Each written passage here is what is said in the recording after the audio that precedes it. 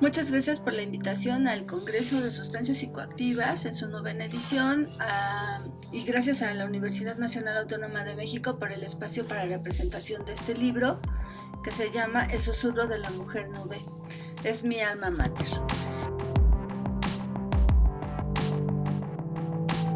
Pues yo les voy a platicar sobre por qué escribí esta novela.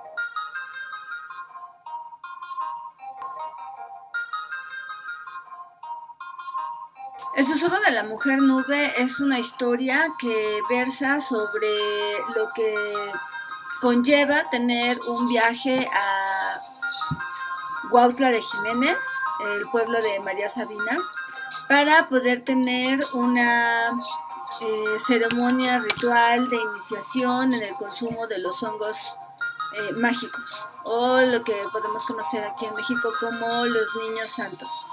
Esta posibilidad que tenemos en México para poder consumir este tipo de planta de poder y que además tiene una sustancia que resulta ser medicinal, nos permite además recuperar la importancia de la sabiduría y el conocimiento ancestral sobre las plantas de poder y el uso terapéutico que tienen. Me gusta contar una historia donde las personas comunes y corrientes que viven en Ciudad de México pueden llegar al pueblo de María Sabina para tener esta iniciación y este ritual en el que lo que se busca es un poder curativo con el uso de los hongos que contengan psilocibina. La historia transcurre desde la Ciudad de México, dos personas dedicadas a la escritura, a la literatura, a ser correctores de estilo, a escribir sus propios libros, contacto con lo que es el mundo literario, deciden un día lanzarse a un viaje. Primeramente había una intención en la historia de llegar a Puebla y después deciden simplemente viajar hacia Huautla de Jiménez en Oaxaca. En el transcurso, en la carretera, pues tienen algunos percances, encuentros con algunos personajes muy rutinarios, como es la Policía Federal, ¿no? Como estar en la carretera, ser detenidos en un retén, no saber qué hacer. Y también utilizamos pues técnicas ya conocidas en la literatura. Y hablo de utilizamos porque esta novela la escribí en coautoría con Zadkiel Moon, un escritor de literatura psicodélica y que ahora pues ya tiene su propia editorial y que está publicando a otras personas que escriben sobre temas que tengan que ver exclusivamente con el uso de plantas de poder. Zadkiel y yo pensamos en una historia donde además utilizáramos técnicas narrativas ya conocidas y nos diéramos algunos permisos literarios. Entre los permisos literarios que nos dimos fue la combinación de algunas cosas que ya se han visto en literatura, como lo es el realismo mágico, el estilo narrativo de los viajes en carretera, como es On the Road de Jack Kerouac, y toda la filosofía de la cultura beatnik. Y bueno, es cosa de que leas la historia para que te des cuenta de toda la combinación de técnicas que hemos estado utilizando al escribir esta historia. Alguien dirá, bueno, ¿y qué es lo original? Lo original, pues es la trama, la historia, donde nosotros contamos sobre cómo este viaje nos lleva a conocer a María Sabina en su estado etéreo, en digamos una forma de presencia mística etérea, También tenemos un encuentro con Xochipilli, que es el dios azteca de la poesía, del canto, de la fertilidad, de las flores, de las plantas sagradas, de los estados de conciencia alterados. Y también tenemos una aparición coqueta, digamos, se da un poco de información sobre el científico mexicano desaparecido Jacobo Greenberg. Mezclamos todas este tipo de conocimientos que ya tenemos, pues gracias a que se ha escrito sobre el asunto, y también hacemos alguna referencia mínima con Carlos Castañeda. La intención de hacer este libro justamente tiene que ver con contar cómo es una ceremonia, cómo es ir a Huautla de Jiménez, cómo es llegar al pueblo, pedir una sesión con una chamana, cómo es ingerir los hongos y pues como qué tipo de efectos conlleva. Es una historia, es una novela, está llena de ficción, claro que tiene algunas partes autobiográficas, pero digamos que la intención es recuperar el uso ancestral de la planta y el uso terapéutico de la planta y cuál es la importancia de saberlo antes de hacer este tipo de expediciones argonáuticas sensoriales con este tipo de sustancias. Personalmente, eh, eh, fui usuaria, lo probé muchos años, durante varios años, más de 10, y puedo decir que en mí, y creo que esto no lo podríamos generalizar ni creer que todos vamos a tener el mismo efecto. Yo creo que el tipo de viaje astral o químico, neuroquímico, o los visuales que puede tener cada persona con el uso de la sustancia de la psilocibina, que contienen los diferentes tipos de hongos que existen en México, porque no hay solo uno, hay muchos. Depende también de las creencias, de la cosmovisión que tengas, de tus creencias religiosas, si es que las tienes, de tus certezas filosóficas o teológicas y de sobre todo pues de lo que con lo que has alimentado tu mente, ¿no? Pude usarlo varios años, iba solamente un día cada año, desde que me llevaron la primera vez y pues yo agradezco mucho esa oportunidad que me dieron. Me llevaron como de pues no tenemos nada que hacer, vamos a comer hongos, y fue más como pues bueno, vamos a probar de qué se trata, ¿no?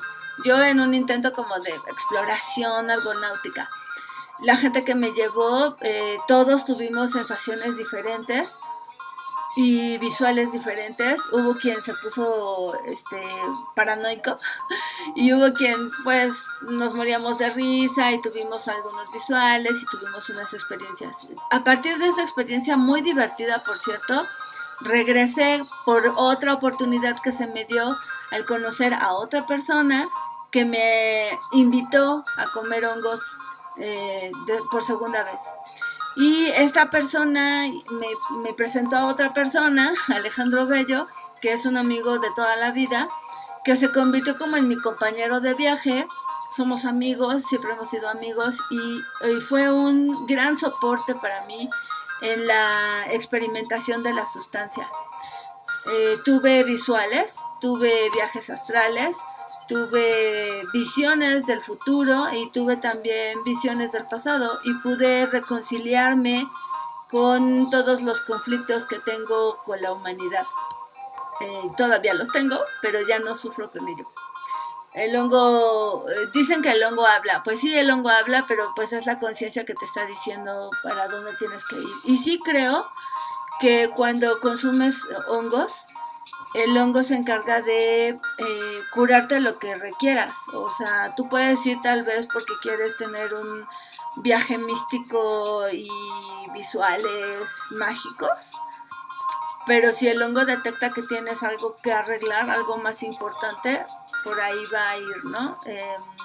Esto de decir el hongo decide es como darle vida a una sustancia de manera mágica y asumir que tiene voluntad propia. Si lo quieres creer así, pues bueno, está bien. Si no lo quieres creer así, también está bien, porque cada uno de nosotros puede decidir qué y cómo quiere su viaje. Parece que hay gente que cree que no puede ser posible, pero yo creo que sí.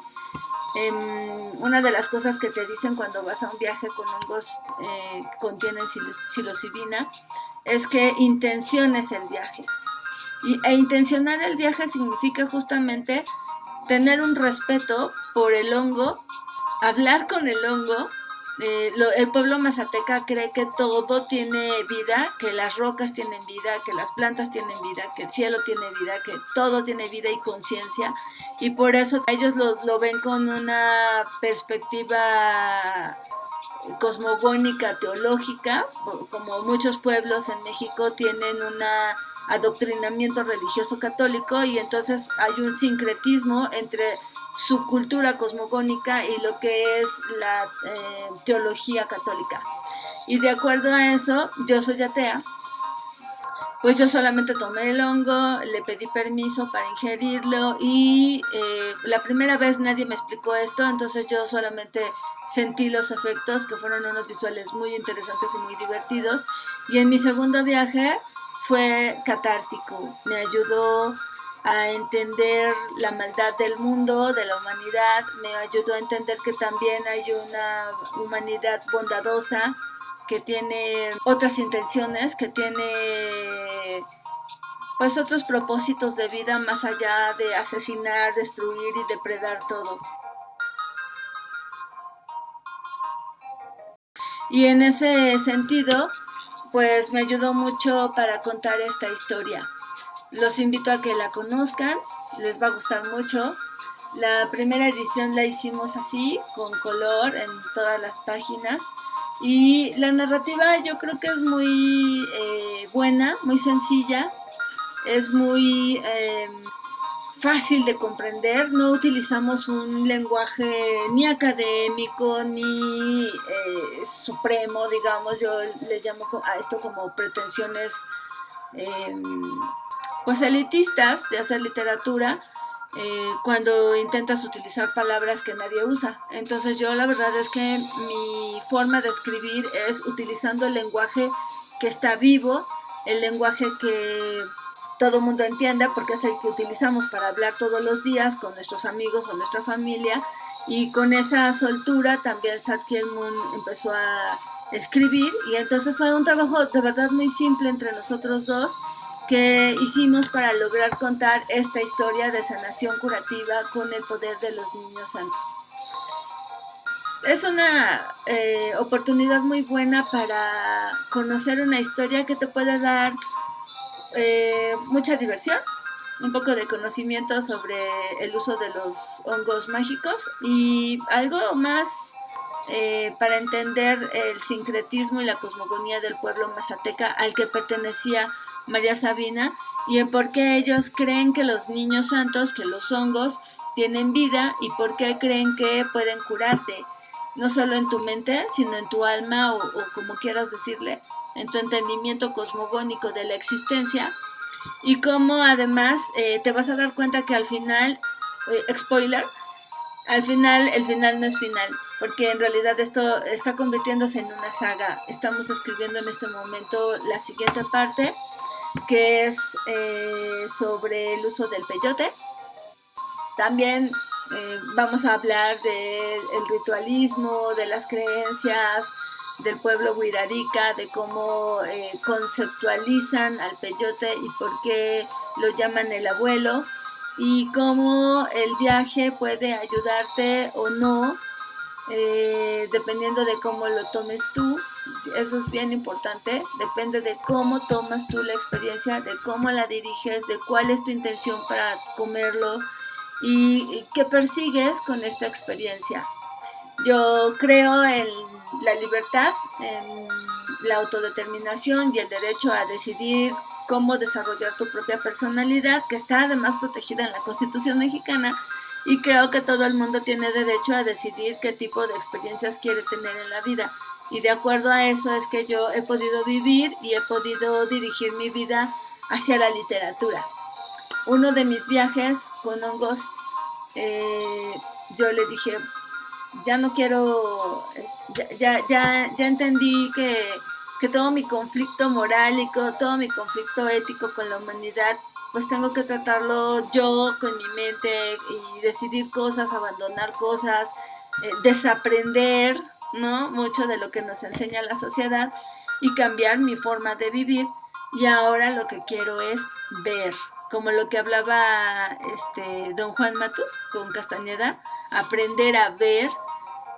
Tiene que ver también con la contemplación y el silencio, como los budistas, ¿no? Hasta que no paras la mente, hasta que no paras tu monólogo interno y tu locura, no puedes de verdad prestarte a la contemplación. Y la contemplación hace maravillas. Y la contemplación con plantas sagradas hace que de verdad cambies y que de verdad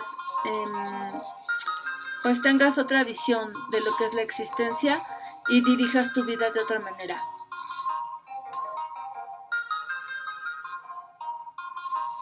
No tengo más que agradecer la oportunidad para exponer este libro y para presentarlo e invitarles a que exploren la literatura psicodélica que se está creando en México. No hay muchos libros escritos por gente que vive en México en español y que somos nacidos en este país sobre el uso de las plantas de poder. Hay muy pocas publicaciones, afortunadamente cada vez hay más personas escribiendo sobre esto y pues me gustaría que la conocieran. Pueden contactarme por mis redes sociales que son Facebook, Twitter, Instagram. Pueden escribirme por mensaje por el buzón interno, inbox, o pueden buscarme también en el WhatsApp, que lo tengo habilitado en todas mis redes sociales, y pedirme el libro. El libro pues tiene una factura costosa, entonces tiene un costo muy alto, pero justamente pensando en eso y pensando en la economía nacional, decidimos hacer una edición nueva donde no hay color en las páginas interiores y entonces sale más económica. Muchas gracias. Espero verlos en alguna de mis presentaciones. Sigan mis redes sociales. Agradezco muchísimo al equipo del Congreso y a la UNAM, que es mi alma mater. Hasta pronto.